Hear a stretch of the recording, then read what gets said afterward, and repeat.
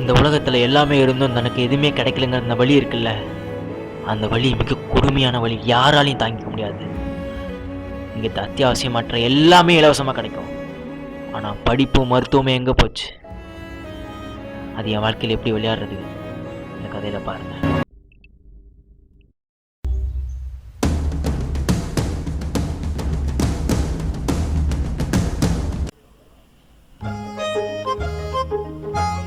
அம்மா, நான் கிளம்பிட்டேன், போயிட்டு வரேன். ஃபங்க்ஷன் டைம் ஆயிடுச்சு.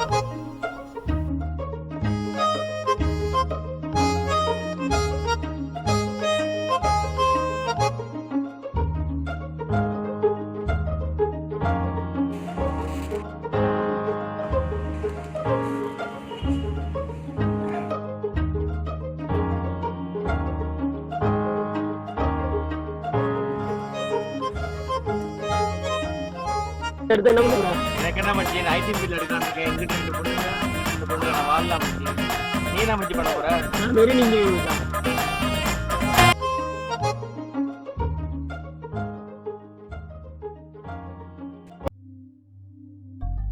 வாடா. we are going to function மச்சான். என்ன மச்சான் ஷூ போடாம செப்பல் போட்டு வந்து நிக்கிற? இல்லடா, ஷூ பிஞ்சிச்சுடா. விடுறா, பாத்துக்கலாம்டா. வாடா. ஏய் மச்சான் செருப்பு கொஞ்சம் குடுறா. ஏய் ஏன்டா? டேய் எனக்கு கொஞ்சம் செருப்பு தேவைப்படுது, குறா வெளிய போறடா. இருக்கட்டும், பரவாயில்லடா. டேய் என்னடா தர மாட்டியா? சரி இந்தாடா, எடுத்துக்கடா. இந்தா. இது கூட தர மாட்டேனடா உனக்கு. இதெல்லாம் கரெக்டா பேசு. இந்தா. ஆமாடா, என்னோட ட்ரீம் வேற ஏரோநாட்டிக்கல் இன்ஜினியரிங். ஃபீஸ் வேற கட்டணும். என்ன பண்ண போறேன்னு தெரில. ஆமாம்மா, நீ ஏடா மளிகை கடையில் வேலை பார்த்துட்டு இருக்க? அது ஒரு காரணம் இருக்கு மச்சான், சொல்றேன். சரி ஓகே. மச்சான், நான் பாஸ் ஆயிட்டேன்.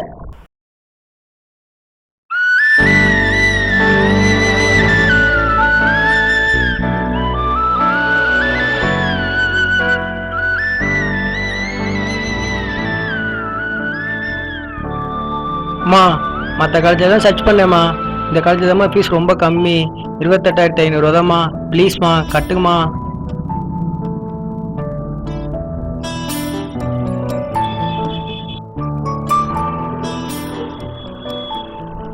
மா மா ஒரு நிமிஷம் பாருமா. மா எங்கம்மா போறப்ப பேசிட்டு இருக்கும்போது ப்ளீஸ்மா, எப்பயாச்சும் நீ ஏனாட்டுக்கு நீ சேர்த்து விட்டுருமா. ஆமா ப்ளீஸ்மா.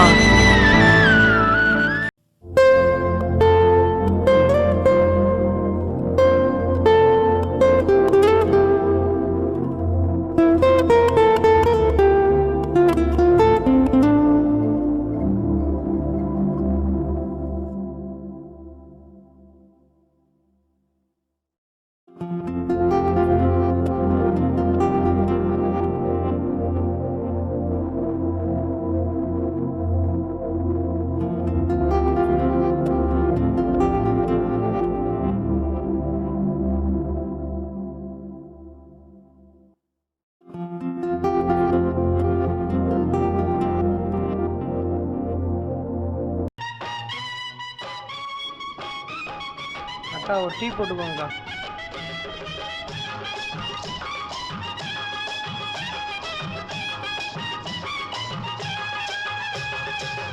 கண்ணை நம்பாதே, உன்னை ஏமாற்றும்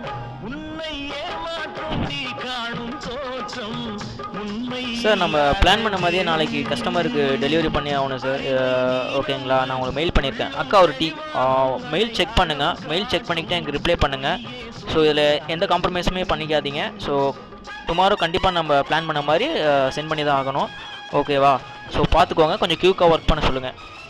ஓகே சார், ஓகே, தேங்க்யூ, பாய்.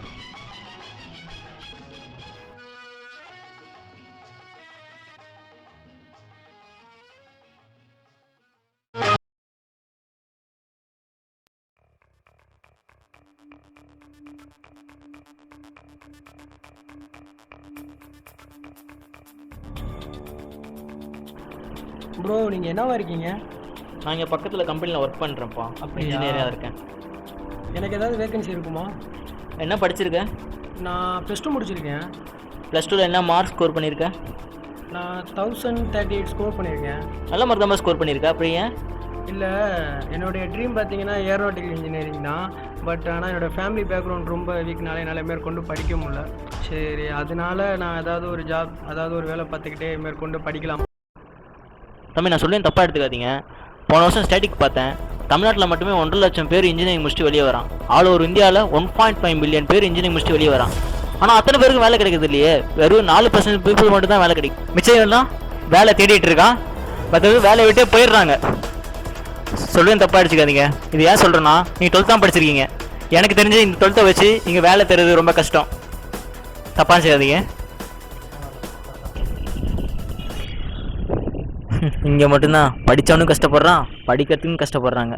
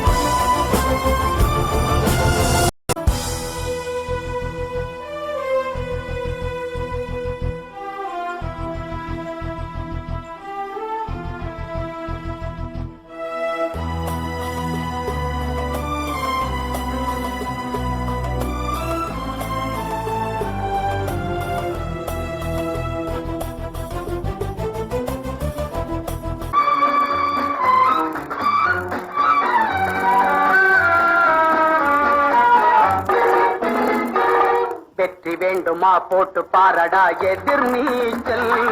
சாரதாம் போடா, தலைவிதி என்பது பெரும் கூச்சல். எண்ணி துணிந்தால் இங்கு என்ன நடக்காதது, கொஞ்சம் முயன்றால் இங்கு எது கிடைக்காதது. வெற்றி வேண்டுமா?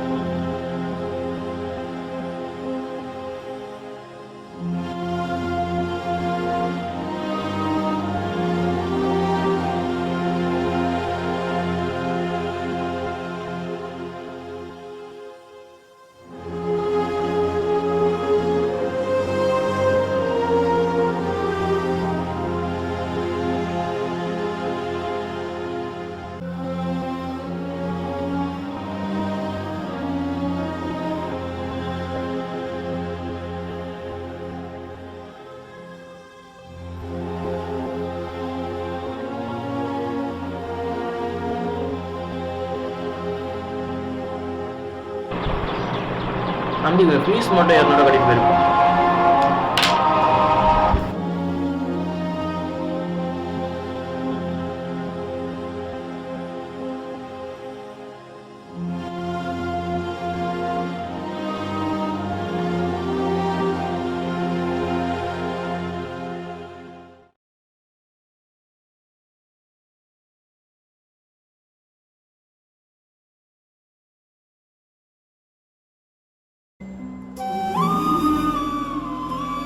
இதுக்கு போய் எதுக்குடா ஃபீல் பண்ணிருக்க?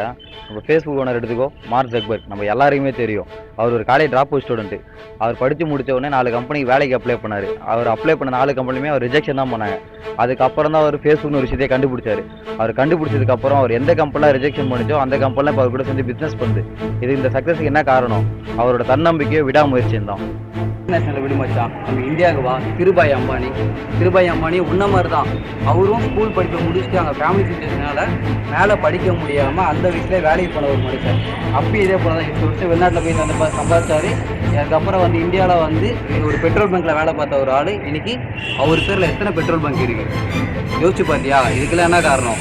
அவர் படிச்சிருந்தா அந்த இடத்துக்கு போயிருப்பான்னு நினைக்கிறேன்.